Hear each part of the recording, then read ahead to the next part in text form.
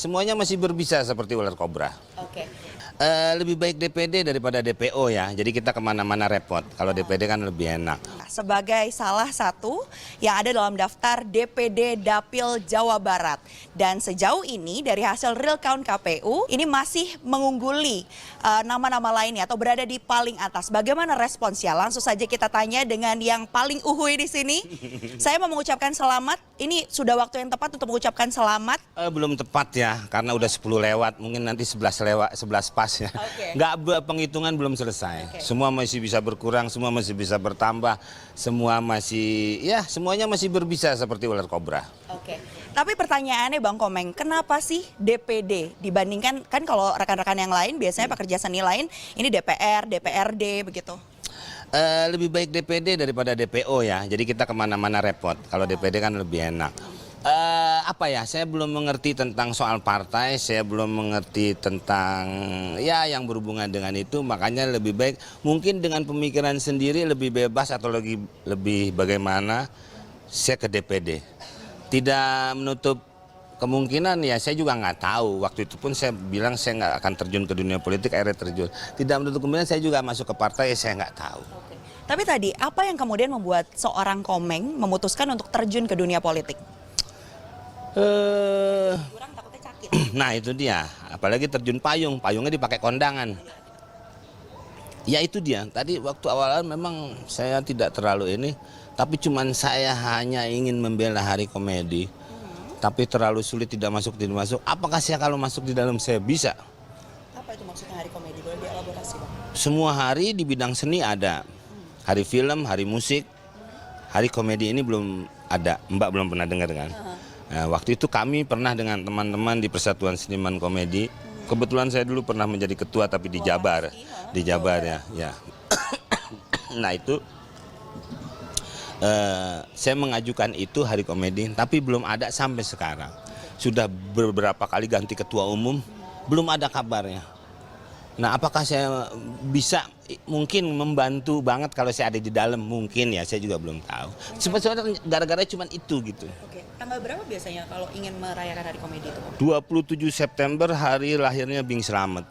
Saya sudah bicara dengan putranya, Adi Bing Slamet, dan dia setuju, bahkan pernah 8, pernah 9 atau 10. Oke. Ya. Tetap ya. Tapi sebelumnya juga saya pernah dapat informasi bahwa Bang Komeng ini bahkan sempat berdialog dengan Menparekraf juga terkait dengan Hari Komedi itu. Tapi bagaimana itu hasilnya? Saya dengan Mas Menteri belum pernah membicarakan itu. Yang saya pernah bicarakan waktu dia jadi Wagub yang berhubungan dengan komedi. Waktu itu saya minta tempat supaya ada terus komedi di Jakarta.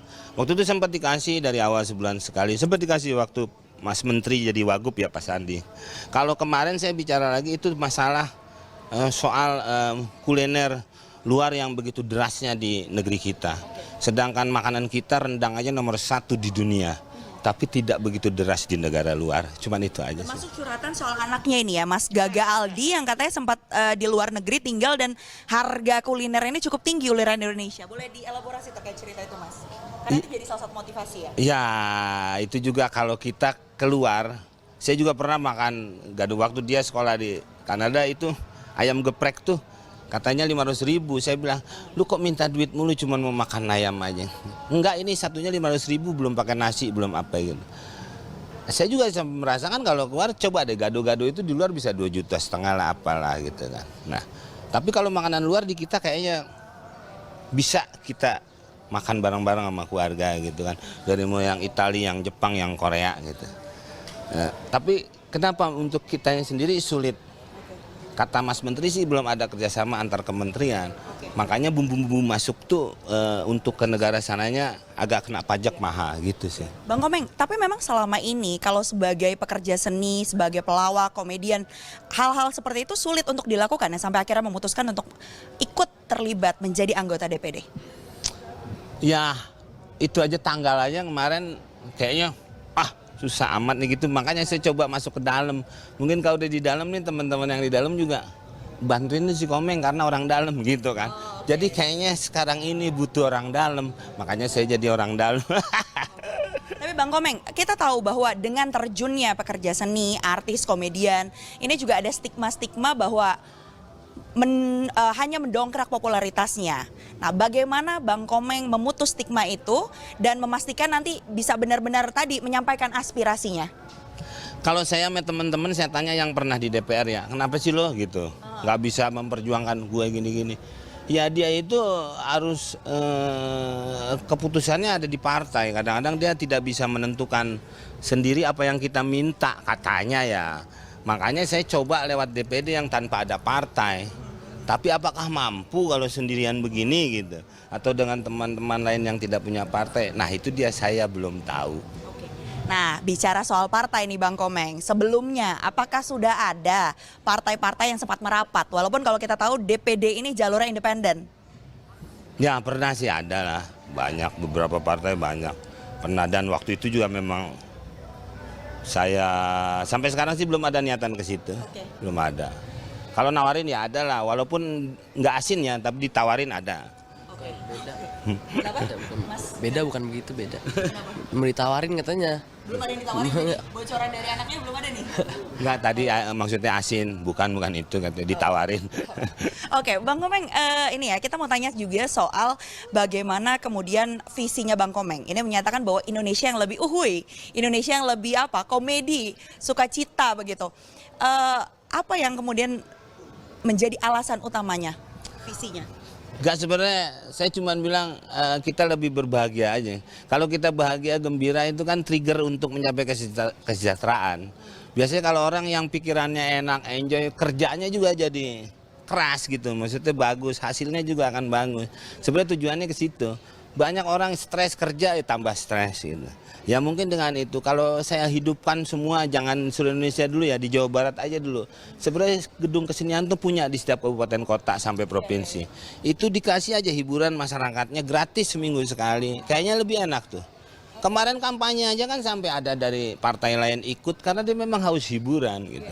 Kurang hiburan sampai akhirnya jadi masalah kan karena dia salah jari kan. Sebenarnya ya karena pengen nonton hiburan. Iya, karena hiburan di kita tuh kurang. Yang banyak pertengkaran daripada pertontonan. Tadi Bang Komeng juga sempat menyebut ya waktu kita ngobrol di belakang layar ada tokoh-tokoh yang kemudian nantinya akan menjadi apa ya sumber bertanya bagi Bang Komeng. Karena kalau ditanya udah tahu jelas nanti tupoksinya apa sebagai anggota DPD.